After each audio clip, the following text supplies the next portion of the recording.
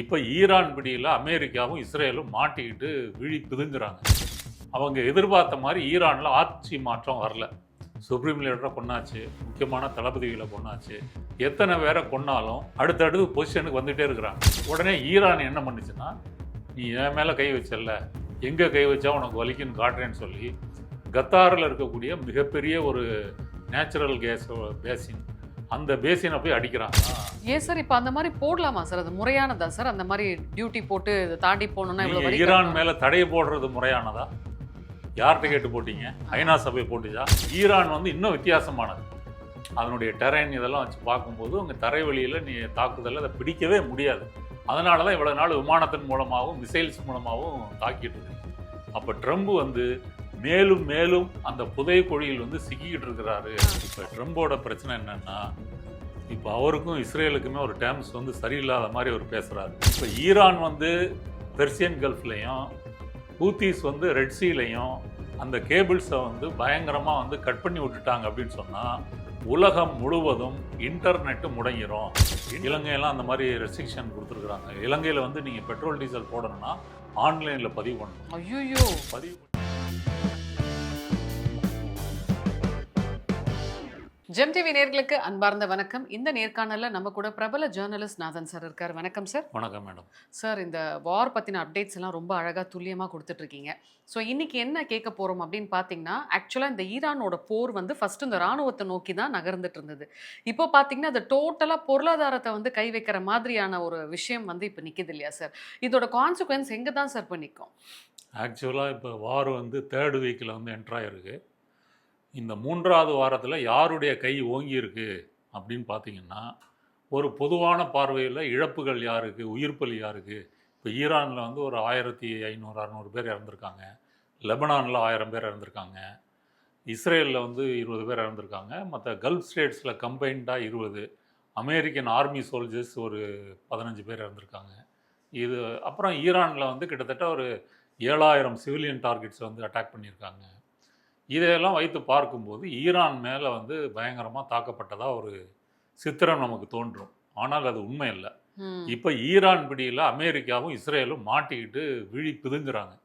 என்ன அப்படின்னு சொன்னால், ஒரு நாள் முன்னாடி சவுத் ஈரானில் இருக்கக்கூடிய ஒரு நேச்சுரல் கேஸ் அதனுடைய அந்த எரிவாயு வயலில் இஸ்ரேல் வந்து அட்டாக் பண்ணுது. நீங்கள் ஒரு நாட்டினுடைய இராணுவ நிலைகளை தாக்கலாம், அது மட்டும்தான் போர் பண்ணும்போது உங்களுக்கு நீங்கள் செய்யக்கூடிய ஒரு இது. அதை மீறி நீங்கள் சிவிலியன் டார்கெட்ஸு, அந்த மாதிரி மக்களுக்கு அத்தியாவசிய தேவைகள், அதாவது வாட்டர், ஃபியூவல், இதெல்லாம் நீங்கள் அட்டாக் பண்ணுறீங்க அப்படின்னா அதெல்லாம் வார் கிரைமில் வரும். அது மாதிரியான ஒரு வேலையை வந்து இஸ்ரேல் செஞ்சுருக்கு. ஏன் இஸ்ரேல் அதை செஞ்சதுன்னா, அவங்க எதிர்பார்த்த மாதிரி ஈரானில் ஆட்சி மாற்றம் வரல. சுப்ரீம் லீடரை கொண்டாச்சு, முக்கியமான தளபதிகளை கொண்டாச்சு, நேற்று உளவு பிரிவு தலைவர் அவரை கொண்டாச்சு, ஒரு ஸ்போக்ஸ் பர்சன் இருந்தார் அவரை கொண்டாச்சு. எத்தனை பேரை கொண்டாலும் ஈரான் அரசாங்கம் வந்து ஸ்டெடியாக அடுத்தடுத்து பொசிஷனுக்கு வந்துகிட்டே இருக்கிறாங்க. போன இன்டர்வியூவில் பேசினோமே, நீங்கள் தலையை வெட்ட வெட்ட அடுத்த பொசிஷனுக்கு வந்துடுறாங்க. நம்ம சொன்ன மாதிரி ஒரு மொசைக் வடிவிலான அந்த கவர்மெண்ட் சிஸ்டம் என்பது, அந்த ரெசிஸ்டன்ஸ் அப்படின்றது இருக்குது. நேற்று வந்து அந்த செய்தி தொடர்பாளர், ஈரான் செய்தி தொடர்பாளர் சொல்லும்போது, இந்த ஏவுகணை உற்பத்தி பாதிக்கலை, அதை பண்ணிக்கிட்டு தான் இருக்கிறோம். அது போக வந்து இவங்க ஈரானில் என்ன பண்ணியிருக்கிறாங்கன்னா, மலைகள் சைடில் வந்து குடைஞ்சி அதில் வந்து சேவ் பண்ணி வச்சுருக்கிறது, ஒரு 500 மீட்டர் வந்து சுரங்கத்தில் வந்து மிசைல் வச்சுருக்கிறது, இப்படி வந்து பக்காவாக வச்சுருக்கிறாங்க. இதை அமெரிக்கா இஸ்ரேலால் கண்டுபிடித்து அழிக்க முடியவில்லை. அதனால் இஸ்ரேல் வந்து ஒரு டெஸ்பரேட் ஆகி தான் இந்த எரிவாயு வயலை வந்து தாக்கியிருக்கிறாங்க. உடனே ஈரான் என்ன பண்ணுச்சுன்னா, நீ என் மேலே கை வச்சல, எங்கே கை வச்சா உனக்கு வலிக்குன்னு காட்டுறேன்னு சொல்லி கத்தாரில் இருக்கக்கூடிய மிகப்பெரிய ஒரு நேச்சுரல் கேஸ் பேசின், அந்த பேசினை போய் அடிக்கிறாங்க.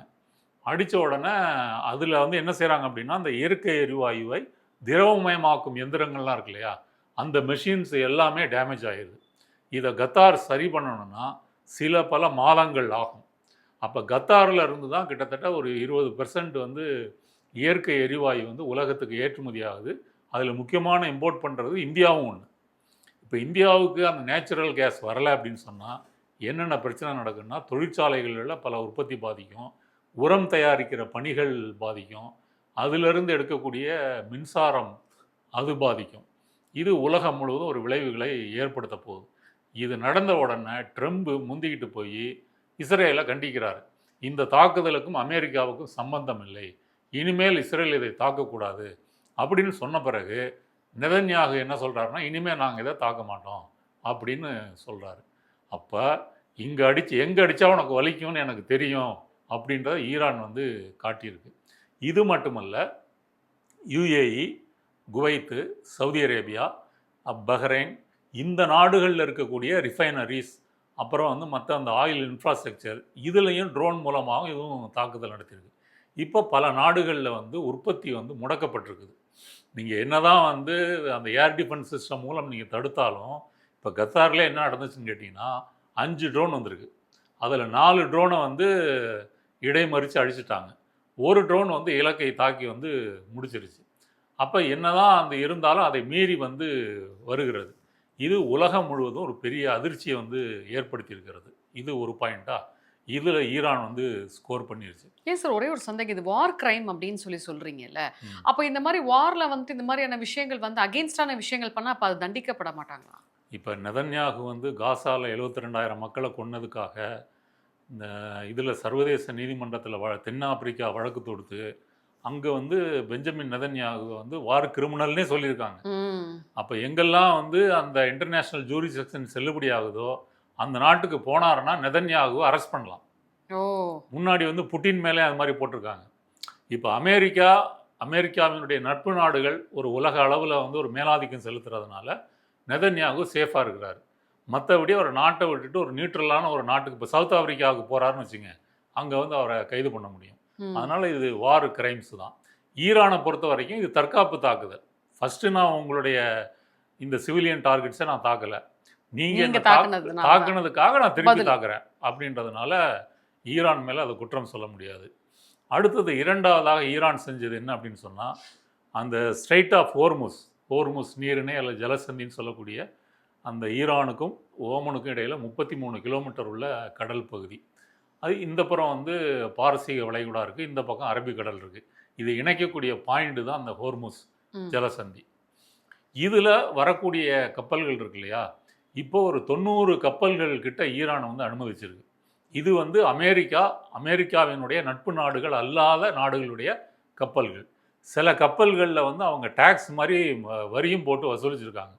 ஒரு சில கப்பல்கள் $10 மில்லியன், $1 மில்லியன் பணம் கொடுத்துட்டு போயிருக்கிறாங்க பாஸ் ஆகிறதுக்கு. ஆமாம். இப்போ ஈரான் நாட்டு தலைவர்கள், அதிகாரிகள் என்ன சொல்கிறாங்கன்னா, விரைவிலேயே நாங்கள் வந்து எங்கள் நாட்டு பாராளுமன்றத்தில் ஒரு சட்டம் நிறைவேற்றி ஹோர்முஸ் அந்த ஜலசந்தியில் போகக்கூடிய எல்லா கப்பல்களுக்கும் நாங்கள் வந்து கஸ்டம் டியூட்டி வந்து போட போகிறோம்.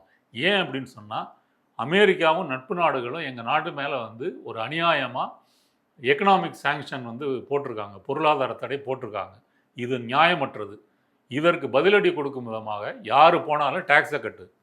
அப்போ அந்த டேக்ஸ் மூலமாக எங்களுடைய பொருளாதார தடையின் மூலம் இருக்கக்கூடிய அந்த வருமானத்தை நாங்கள் வந்து பெற முடியும் அப்படின்னு சொல்லியிருக்காங்க. இது வந்து ஒரு புது விஷயம். இவ்வளவு நாள் வந்து ஈரான் வந்து இப்படி யோசிச்சதே இல்லை. இப்போ அந்த ஐடியாவை வந்து யோசிக்க வச்சு அதை வந்து அப்ளை பண்ணுறதுக்கான வாய்ப்புகளை இஸ்ரேலும் அமெரிக்காவும் கொடுத்துருச்சு. இப்போ அப்படி தான் இன்றைக்கி பாகிஸ்தானோ இந்தியாவோ மற்ற ஜப்பான் நாட்டு கப்பல்களோ ஈரானுடைய அனுமதி பெற்று தான் வருது. இப்போ கப்பல்கள்லாம் என்ன செய்யுது அப்படின்னு சொன்னால், அந்த நீரிணையில் நடுவில் சென்டர் பாயிண்டில் போகிறதில்ல, ஈரானுடைய வாட்டருக்கு போய் அங்கேருந்து போகிறாங்க. ஏன்னா அப்போ தான் ஈரான் வந்து உங்களுக்கு சேஃப்டி கொடுக்கும். அப்படி போய் வராங்க.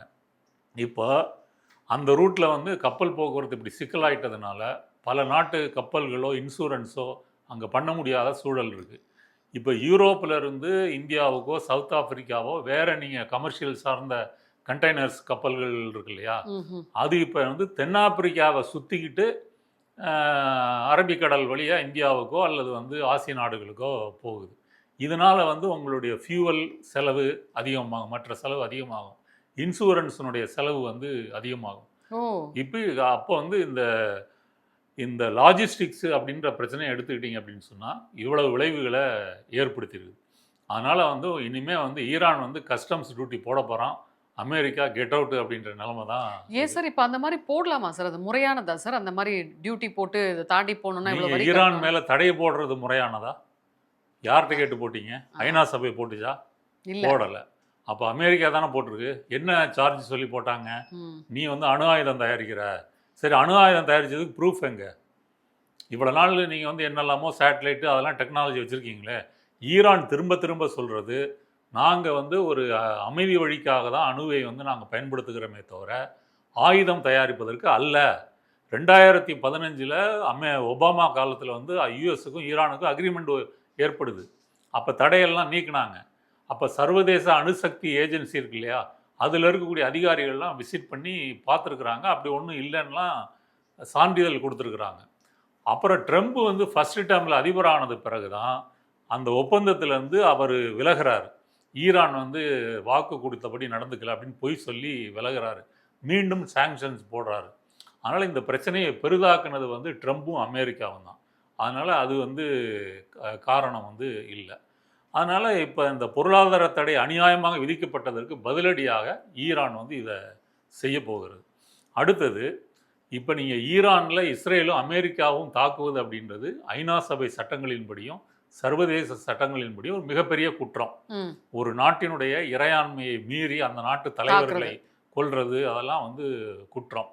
அதுக்கு வந்து எதிர் தாக்குதல் தான் ஈரான் வந்து நடத்திட்டு இருக்குது.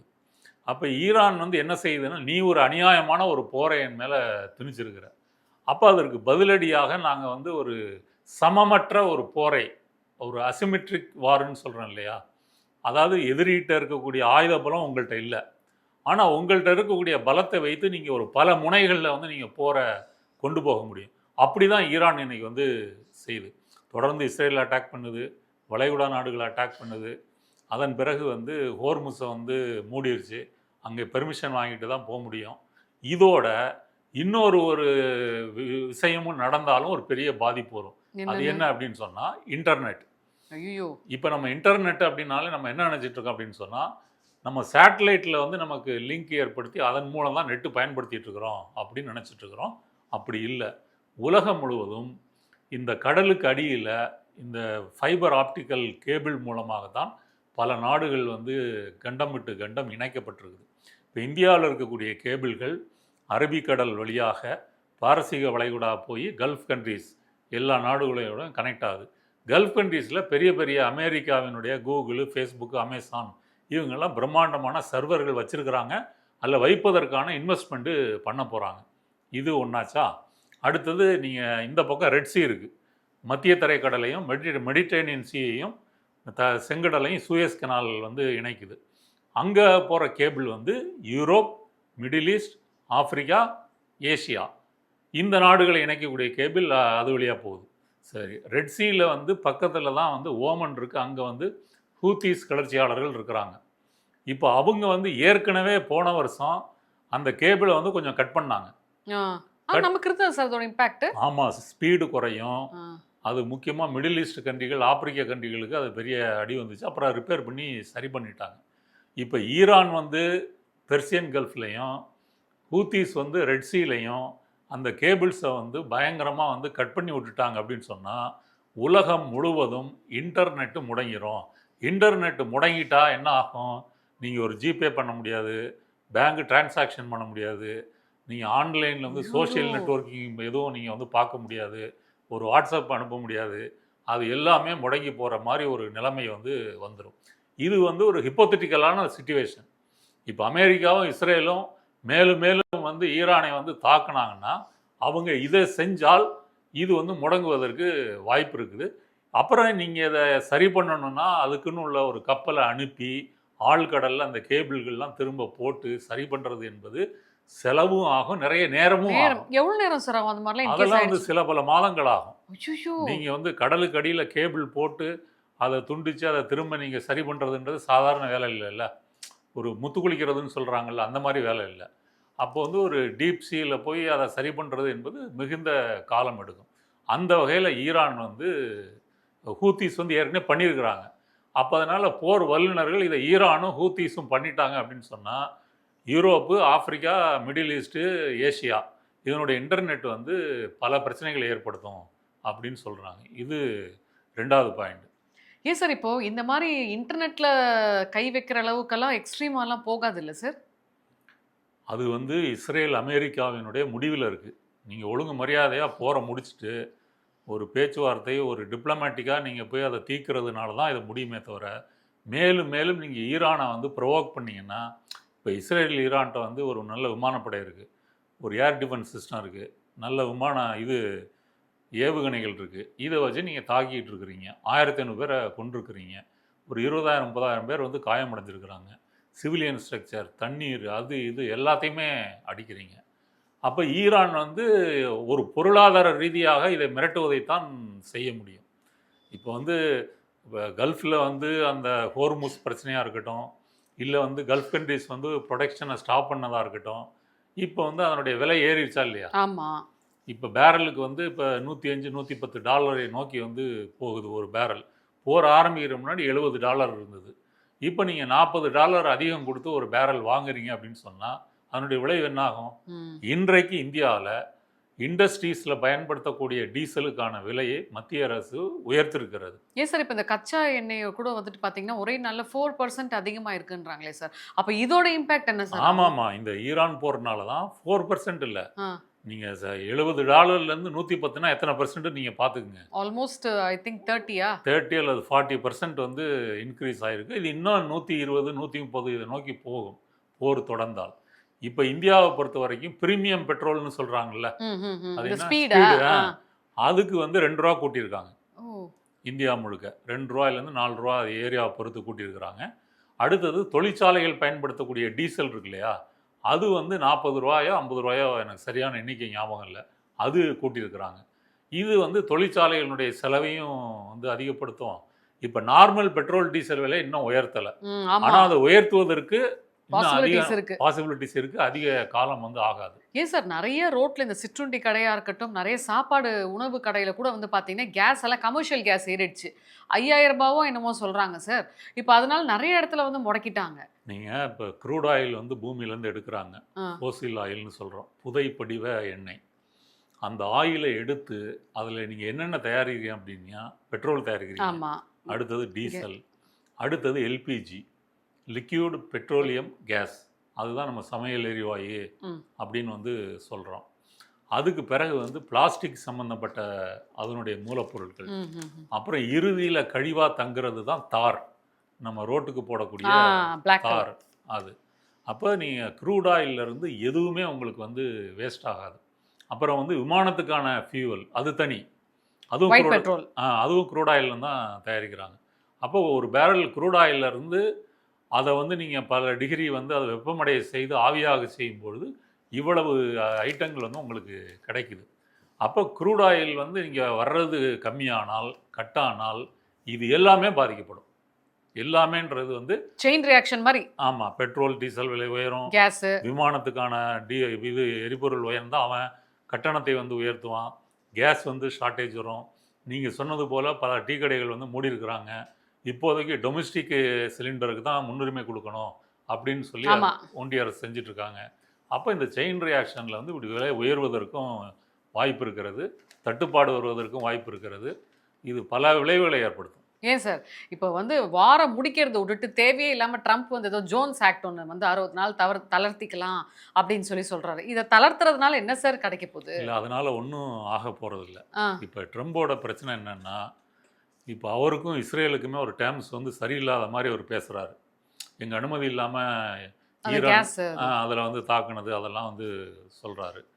அடுத்தது வந்து இப்போ ட்ரம்ப் வந்து போராக ஆரம்பிச்சிட்டாரு. இப்போ எப்படி முடிக்கிறது அப்படின்னு தெரியல. ஒவ்வொரு நாளும் வந்து பல $1 பில்லியன் வந்து செலவழிக்கிறாங்க. ஏகப்பட்ட பணம் வந்து அமெரிக்க மக்களுடைய வரி பணத்தை வந்து செலவழிச்சிருக்கிறாங்க. இதனால் அமெரிக்காவில் இருக்கக்கூடிய இராணுவ தளவாட முதலாளிகள் தான் லாபம் சம்பாதிக்க போகிறாங்க. இப்போ ட்ரம்பை பொறுத்த வரைக்கும் உலக நாடுகளில் முழுக்க வந்து ஃபியூவலுடைய விலை ஏறிடுச்சு. ஒவ்வொரு நாட்டிலையும் வந்து 10%, 15, 20, அமெரிக்காவிலே ஏறிடுச்சு. அப்போ இதுக்கு அல்டர்னேட்டிவாக என்ன செய்ய முடியும்னா ரஷ்யாவில் வந்து நீங்கள் வாங்கிக்கலான்னு சொல்கிறாரு. அப்புறம் வந்து நேச்சுரல் கேஸ் இருக்கக்கூடிய அமெரிக்கா, கனடா, ஆஸ்திரேலியா, இங்கெல்லாம் உற்பத்தியை திடீர்னு நீங்கள் அதிகப்படுத்த முடியுமா? அது எப்படி முடியும்? முடியாது. ஏற்கனவே நீங்கள் என்ன ப்ரொடக்ஷன் பண்ணுறீங்களோ அதை தான் நீங்கள் பண்ண முடியும். அப்போ ஷார்ட்டேஜ்ன்றது ஷார்ட்டேஜ் தான். இப்போ கல்ஃபிலேருந்து 20% வருது, எது க்ரூட் ஆயிலாக இருந்தாலும் சரி, நேச்சுரல் கேஸாக இருந்தாலும் சரி, அது வந்து பாதிக்கும். அதனால் ட்ரம்ப் வந்து எப்படி போரை முடிக்கிறது, ஆட்சி மாற்றமும் வரல. இப்போ அதனால் வந்து என்ன செய்கிறது, இப்போ இந்த சகதியில் நம்ம வந்து சிக்கிட்டோம்னு வச்சுக்கோங்க, ஒரு கால் எடுக்கிறதுக்கு இன்னொரு காலை வைப்போம், அப்போ இன்னும் உள்ளே போவீங்க, அடுத்த காலை வைப்பீங்க, இன்னும் உள்ளே ஆமா. போவீங்க, அப்படியே தலையிலேயே முழுக்க போய் அதில் மூழ்கி சமாதி ஆகிற வேண்டிதான். இப்படி சமாதி ஆகிற நிலைமையில தான் ட்ரம்ப் இருக்கிறார். இப்போ ட்ரம்ப் என்ன செய்கிறார் அப்படின்னு சொன்னால், கல்ஃபில் அமெரிக்க இராணுவத்தினுடைய எண்ணிக்கை அதிகப்படுத்துகிறார். ஒரு 40,000 50,000 வீரர்களை கொண்டு குவிக்கலாம், குவித்து அந்த கார்க் ஐலாண்டு, அப்புறம் வந்து ஹோர்முஸ் பக்கத்தில் இருக்கக்கூடிய இடங்கள், இதிலெல்லாம் நம்ம தரைப்படை மூலமாக அங்கே வந்து கைப்பற்றி ஃபோர்ஸை இறக்கி இப்படி தரைவழி தாக்குதல் நடத்தலாமா அப்படின்னு ஒரு அபாயகரமான ஒரு யோசனையில் வந்து ட்ரம்ப் வந்து இருக்கிறாரு. இல்லைன்னா இது இன்னும் அஃபிஷியலாக அவங்க சொல்லலை. அந்த மரைன்ஸ் அவங்கெல்லாம் மற்ற நாடுகளில் இருந்து, மற்ற அமெரிக்க இராணுவ தளங்கள்லேருந்து கப்பல்கள் மூலமாக கொண்டு வரப்படுகிறார்கள். அப்படி ஒரு கால் வந்து அப்படி தரைவழி தாக்குதலில் வந்து இறங்குனா அது கண்டிப்பாக அமெரிக்காவுக்கு மிகப்பெரிய அழிவை தரும். ஏற்கனவே உங்களுக்கு வியட்நாம், ஈராக்கு, ஆப்கானிஸ்தான் எல்லாத்துலேயுமே நீங்கள் வந்து ஃபெயில்யூர் ஆகிருக்கிறீங்க. ஈரான் வந்து இன்னும் வித்தியாசமானது. அதனுடைய டெரைன் இதெல்லாம் வச்சு பார்க்கும்போது உங்கள் தரைவழியில் நீ தாக்குதலில் அதை பிடிக்கவே முடியாது. அதனால தான் இவ்வளோ நாள் விமானத்தின் மூலமாகவும் மிசைல்ஸ் மூலமாகவும் தாக்கிட்டு இருக்கிறீங்க. அப்போ ட்ரம்ப் வந்து மேலும் மேலும் அந்த புதைக்குழியில் வந்து சிக்கிக்கிட்டு இருக்கிறாரு அப்படின்றதுனால தான் இதை வந்து காட்டுகிறது. அந்த வகையில் பார்த்தா போர் இப்போதைக்கு முடிகிற மாதிரி தெரியல. இப்போ இந்த ஜோன்ஸ் ஆக்ட் வந்து இவங்க 60 டேஸ் தளர்த்துறதுனால பெட்ரோல் டீசல் வந்து ரேட் ஏறாது. ஏன்னா மக்களோட பயம் என்ன அப்படின்னு பார்த்தீங்கன்னா கண்டிப்பா ரேட் ஏறிடுமோன்னு பயப்படுறாங்க. இதை தளர்த்துறதுனால ரேட்லாம் வந்து அடி வாங்காதுன்றாங்களே. ஆல்ரெடி ஏறிடுச்சே. ஆல்ரெடி நீங்கள் உலகம் முழுவதும் நான் ஏற்கனவே சொன்னது போல் 10%, 15, 20, 30 அப்படின்னு 40% ஏறி இருக்கு. ஏன்னா ஒரு 1/5 ஆஃப் சப்ளை வந்து இப்போ கட்டாயிருக்கு. கட்டாயம் இருக்கும்போது நீங்கள் மற்ற நாடுகள் ரஷ்யா, கனடா, எங்கள் அமெரிக்காலாம் நீங்கள் உற்பத்தியை கூட்டினாலும் அதை பண்ண முடியாது. வெனிசுவேலாவை பொறுத்த வரைக்கும் அமெரிக்கா அந்த அதிபரெல்லாம் கடத்தி கொண்டு போய் அந்த மாதிரி அட்டூழியெல்லாம் பண்ணி அந்த நாட்டுடைய எண்ணெய் க்ரூட் ஆயில் இதை வந்து அவங்க இன்வெஸ்ட் பண்ணுறாங்க. ஆனால் வெனிசுவேலாவிலேருந்து உற்பத்தியை அதிகப்படுத்தணும்னா அது சில வருடங்கள் ஆகும். அந்த அளவுக்கு அங்கே இன்ஃப்ராஸ்ட்ரக்சர் வந்து மோசமாக இருக்குது. அதனால் திடீர்னு வந்து மற்ற நாடுகள் வந்து சப்ளை அதிகரிக்க முடியாத போது இருக்கிற சப்ளை வந்து நீங்கள் பிரித்து கொடுப்பதன் மூலமாக அது விலை வந்து கண்டிப்பாக ஏறத்தான் செய்யும். அதாவது க்ரூட் ஆயில் விலை உயர்ந்தால் விலைவாசி உயரும். சார் ஒரு சின்ன டவுட் சார். இப்போ விலைவாசி உயரும் அப்படின்னு சொல்கிறோம்ல சார். இப்போ வந்து ஆப்வியஸாக வந்து க்ரூட் ஆயில் ஏறுறப்போ செயின் ரியாக்ஷன் மாதிரி நிறைய விஷயங்கள் ஏறும். அப்போ இந்த காய்கறி விலை வந்து நம்ம லாஸ்ட் வீடியோவில் பேசுகிறப்போ பார்த்தீங்கன்னா ஹோட்டல்ஸ் எல்லாம் மூடினதுனால வந்து அப்படியே அழுகிடுதுன்னு சொல்லிட்டு ரேட்டு கம்மியாக கொடுக்குறாங்கன்னு சொன்னோம். இது இப்படி யோசிச்சா இப்போ பெட்ரோல் டீசல்லாம் ஏற ஏற ஏற வண்டி டிரான்ஸ்போர்ட்டேஷன் ஆப்வியஸாக வந்து இதாகும்ல சார். நீங்கள் பல நாடுகளில் என்ன பண்ணியிருக்கிறாங்கன்னா அல்டர்னேட்டிவ் டேஸில் தான் கார் ஓட்ட முடியும். சில நாடுகளில் வந்து பொது போக்குவரத்து பப்ளிக் டிரான்ஸ்போர்ட் மட்டும் பயன்படுத்துங்க, இப்படிலாம் வந்து பல ஆசிய நாடுகளில் வந்திருக்குது. இலங்கையெல்லாம் அந்த மாதிரி ரெஸ்ட்ரிக்ஷன் கொடுத்துருக்குறாங்க. இலங்கையில் வந்து நீங்கள் பெட்ரோல் டீசல் போடணும்னா ஆன்லைனில் பதிவு பண்ணணும். ஐயோ, பதிவு பண்ணிவிட்டு உங்களுக்கு எந்த டேட்டு டைமுன்னு உங்களுக்கு வரும், அப்போ தான் நீங்கள் வந்து போகணும். இப்போ இலங்கைன்னு சொன்னோன்னு தான் உனக்கு ஞாபகத்துக்கு வருது. இந்த வார் நடந்துகிட்டு இருக்கும்போது 2 அமெரிக்க விமானப்படை விமானங்கள் இலங்கையில் இறங்குறதுக்கு அனுமதி கேட்டிருக்காங்க. அதை வந்து இலங்கை அதிபர் முடியாது அப்படின்னு வந்து சொல்லிட்டார். ஏன் சார்? ஏன்னா நீங்கள் வந்து நாங்கள் நடுநிலைமையான நாடு, நீங்கள் வந்து ஈரான் வந்து நீங்கள் போர் புரியுறீங்க, அதுக்கு வந்து எங்கள் நாடு வந்து ஒத்துழைக்க முடியாதுன்னு போல்டாக அதை வந்து தடுத்து நிறுத்திருக்கிறாரு. அந்த உறுதி வந்து நம்ம பிரதமர் மோடிட்ட இல்லை அப்படின்னு வந்து சொல்லலாம். ஏன்னா விசாகப்பட்டினத்துக்கு வந்த ஈரான் கப்பலை தான் இலங்கைக்கு பக்கத்தில் வந்து அமெரிக்க சப்மரீன் அடித்து 80 பேரை கொன்னாங்க, 30 பேரை இலங்கை கடற்படை வந்து காப்பாற்றுச்சு. அப்போ இலங்கை அதிபருக்கு உள்ள அந்த நியூட்ரலிட்டி வந்து இந்தியாவுக்கு வந்து இப்போ பிரதமர் மோடி என்ன பண்ணுறாருன்னா வளைகுடா நாடுகளில் இருக்கக்கூடிய அரசர்கள் ஷேக்குகளுக்கு ஃபோன் பண்ணி பேசுகிறாரு. அவங்க நாட்டிலோட ரிஃபைனரிஸு, கேஸ் ஃபீல்டு இதெல்லாம் தாக்கப்பட்டதுக்கு கண்டனம் தெரிவிச்சுட்டு வருத்தம் தெரிவிச்சுக்கிட்டு அப்புறம் வந்து ரமலான் பண்டிகையை வந்து நம்ம மறந்துட்டோம். இன்னைக்கு ரமலான் பண்டிகை உலகம் முழுவதும் முஸ்லீம்கள் வந்து சந்தோஷமாக கொண்டாடக்கூடிய பண்டிகை என்பது வளைகுடா நாடுகளை பொறுத்த வரைக்கும் ஒரு சோகத்தில் இருக்குது. அதற்கு காரணம் அமெரிக்காவும் இஸ்ரேலும் தான். அதனால் ஒவ்வொரு நாடாக வந்து ஃபோன் பண்ணி பேசுகிறாரு. பேசி என்ன பண்ண முடியும்? நீங்கள் ஃபோன் பண்ண வேண்டியது அமெரிக்காவுக்கும் இப்போ இஸ்ரேல் பிரதமருக்கு தான் ஃபோன் பண்ணி போரை நிறுத்துங்கடான்னு சொல்லி கேட்கணும். இப்போ இவங்க 2 பேருடைய சுயநலத்தினால உலக மக்கள் வந்து பாதிக்கப்பட்டிருக்காங்க. அப்புறம் ஈரானில் வந்து அவங்க பெர்சியன் காலண்டர் படி வந்து புத்தாண்டு வேறு, அவங்களுக்கு நியூ இயர், அதுவும் ரமலான் பண்டிகையும் சேர்ந்து வந்திருக்கு. ஆனால் சேர்ந்து வர்றதை கூட ஒரு கொண்டாட முடியாத அளவு ஈரானை வந்து இவர்கள் தாக்கி கொண்டு வருகிறார்கள். ஈரானும் சளைக்காம தாக்கிட்டு இருக்கு. ஏன் சார் இப்போ ட்ரம்ப் வந்து எப்படி இதை முடிக்கிறதுன்னு தெரியலன்ற மாதிரி இருக்காரு இல்லையா? Very simple sir. அவங்க கேட்குற கோரிக்கையை நிறைவேற்றிட்டு இவர் சரண்டரா போனா, சப்மிசிவா போனா இந்த பிரச்சனை வராது. நீங்கள் அது வந்து அமெரிக்கா ஒரு பெரிய வல்லரசு, அஹ். உலகம் முழுக்க வந்து டாலர் தான் செல்வாக்கு செலுத்துது, நாங்கள் தான் நம்பர் ஒன் எக்கனாமி, மிலிட்ரியில் நாங்கள் தான் நம்பர் ஒன்று, இப்படிலாம் நீங்கள் சொல்லி இருக்கக்கூடிய ஒரு கெத்தை விட்டு இறங்கி வர மாட்டாங்கல்ல. ஏன் சார் இப்போ தனிநபரோட விருப்பு வெறுப்போ ஒரு ஒரு ஒரு மெயினான ஒரு பொசிஷன்ல இருக்கிறாரு, தன்னோட ஈகோக்காக வந்துட்டு இப்போ இத்தனை பேரோட விஷயத்துல கை வச்சா எப்படி சார்? ஆமாம், இது கண்டிப்பாக வந்து இது ஒரு டீப் ஸ்டேட்டுன்னு எடுத்துக்கிட்டிங்கன்னா, அமெரிக்காவினுடைய டீப் ஸ்டேட் கூட இந்த வார விரும்பி இருக்குமா அப்படின்னு சொல்ல முடியாது. நான் முதலே சொன்ன மாதிரி அங்கே இருக்கக்கூடிய டாப் 10 வந்து இராணுவ தளவாட முதலாளிகளுக்கு தான் இது லாபம். அடுத்தபடியாக ட்ரம்ப் வந்து இது அவர் தேர்தல் அறிக்கை அவர் இப்போ பிரச்சாரத்தில் என்ன சொல்லியிருந்தாருன்னா, நான் வந்தால் எந்த போர்லையும் ஈடுபட மாட்டேன், போர் என்பது நமக்கு செலவு பிடிக்கிற ஒரு விஷயம், நேட்டோவுக்காக கூட இனி அமெரிக்கா அதிகம் செலவு பண்ணாது, ஐரோப்பிய நாடுகள் தான் நேட்டோவுக்கு அதிகம் செலவு பண்ணணும், இதை நான் கொண்டு வருவேன், இப்படியெல்லாம் அவர் வந்து சொன்னார். ஆனால் இப்போது அந்த வாக்குறுதிகளை மீறி தன்னுடைய இமேஜை காப்பாற்றி கொள்வதற்காக, டைவர்ட் பண்ணுறதுக்காக இதை செய்கிறாரு. இப்போ அமெரிக்காவில் இருக்கக்கூடிய ஆன்டி டெரரிசம் அந்த பிரிவினுடைய டைரக்டர் வந்து ரிசைன் பண்ணார் 2-3 நாள் முன்னாடி. என்ன காரணம் சொன்னாருன்னா, ஈரான் வந்து நமக்கு எந்த அச்சுறுத்தலையும் கொடுக்கல, இஸ்ரேலுக்காக நம்ம இந்த போரில் நம்ம வந்து திணிக்கப்பட்டிருக்கிறோம், இது தப்பு அப்படின்னு சொல்லி ரிசைன் பண்ணியிருக்கிறார். இப்போ அமெரிக்காவிலே இந்த கருத்து மக்கள் மத்தியிலேயோ ஊடகங்கள் மத்தியிலேயோ வர ஆரம்பிச்சிச்சு. இஸ்ரேலுக்காக நம்ம போய் நம்ம இராணுவ வீரர்களை பலி கொடுக்கணுமா, கல்ஃப் முழுக்க வந்து இந்த மாதிரி தாக்குதலுக்கு ஆளாக்கணுமா அப்படின்னு ஒரு தாட் வந்து அங்கே ஓடிக்கிட்டு இருக்கு. அதனால தான் ட்ரம்ப் வந்து இப்போ போரை வந்து முடிக்கணும் அல்லது ஒரு பெரிய வெற்றி வேணும். வெற்றி என்பது ஈரானில் ஆட்சி மாற்றம் வாய்ப்பே இல்லை, அது சாத்தியம் இல்லை. முடிக்கணும்னு சொன்னால் இதை இறங்கி வரணும். இவர் மேலும் மேலும் ப்ரொவோக் பண்ணிக்கிட்டே போனாருன்னா ஈரான் இந்த போர் பதட்டம் என்பது இப்போ இதுவரைக்கும் மற்ற வளைகுடா நாடுகள் எதுவும் பங்கேற்கலை. அங்கே இருக்கக்கூடிய மிலிட்ரி பேஸை தான் ஈரான் தாக்குது. இப்போ வந்து கேஸ் பேஸினை தாக்குனதுனால அவங்களும் திருப்ப தாக்குறாங்க. தொடர்ந்து இப்படியே போயிட்டு இருந்துச்சுன்னா வளைகுடா நாடுகள் வந்து என்ன ஆயிரும், இப்போ அவங்களுக்கும் பொருளாதாரத்தில் பிரச்சனை இல்லையா, எண்ணெய் ஏற்றுமதி மூலம் வரக்கூடிய வருமானம் எல்லாம் கட்டாயிரும்.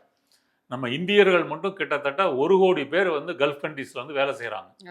அவங்க அனுப்புகிற ரெமிட்டன்ஸ் வந்து நம்மளுடைய இந்தியன் ஜிடிபியில் 1.3.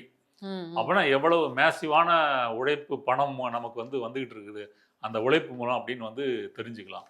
இது எல்லாமே வந்து இப்போ கேள்விக்குறியாகுது. ஏன் சார் இப்போ இவர் வந்து இவரோட பர்சனலைஸ்ட் ஈகோ, நான் எங்கள் நாடு தான் வல்லரசு நாடு, நாங்கள் தான் கெத்துன்னு சொல்கிறதெல்லாம் இருக்கட்டும், இப்போ வந்து இவங்க ஆரம்பித்த வார் வந்து பார்த்தீங்கன்னா இப்போ ஹோல் வேர்ல்டுமே வந்து அஃபெக்ட் ஆகுதுல்ல, அப்போ எல்லா நாட்டோட தலைவரும் சேர்ந்து ஏன் அவங்களுக்கு வந்து ஒரு ப்ரெஷர் கொடுக்கக்கூடாது?